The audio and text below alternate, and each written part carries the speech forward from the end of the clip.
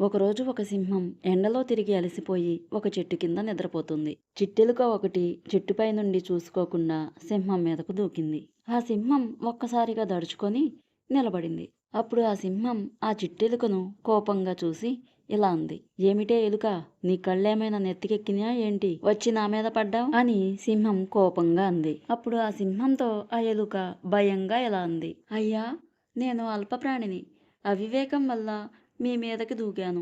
నన్ను క్షమించి నాకు ప్రాణభిక్ష పెట్టండి అని ప్రాధేయపడింది ఎలుక. ఎలుక అలా ప్రాధేయపడడంతో సింహం ఆ ఎలుక మీద జాలిపడి వదిలేసింది. ఆ ఎలుక సింహంతో ఇలా అంది.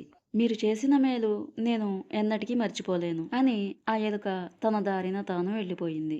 అలా కొన్ని రోజులు గడిచిపోయాక ఎప్పటిలాగా అడవంతా తిరుగుతుంది సింహం. అలా తిరుగుతూ సింహం ఒక వేటగాడు పన్నిన వలలో చిక్కుకుంది. ఆ వల నుండి బయటపడడానికి ఎంతగానో ప్రయత్నించింది, కానీ బయటపడలేకపోయింది.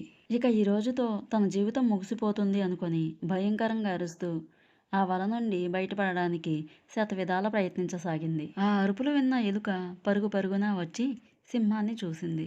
బాధపడకండి మహారాజా, మీరు చేసిన ఉపకారానికి ప్రత్యుపకారం చేసే అవకాశం నాకు కలిగింది అంటూ వలతాళ్లని తన వాడి అయిన పళ్లతో పటాపటా కొరికేసింది. ప్రాణాపాయం నుండి బయటపడ్డ సింహం ఎలుకకు కృతజ్ఞతలు తెలిపింది. ఆ రోజు నుంచి ఆ ఎలుక సింహం మంచి స్నేహితులుగా ఉన్నాయి. ఫ్రెండ్స్, ఇలాంటి మరిన్ని స్టోరీస్ కావాలంటే మన ఛానల్ని సబ్స్క్రైబ్ చేయండి, షేర్ చేయండి, లైక్ చేయండి. మరొక మంచి స్టోరీతో రేపు వచ్చేస్తాను. బాయ్.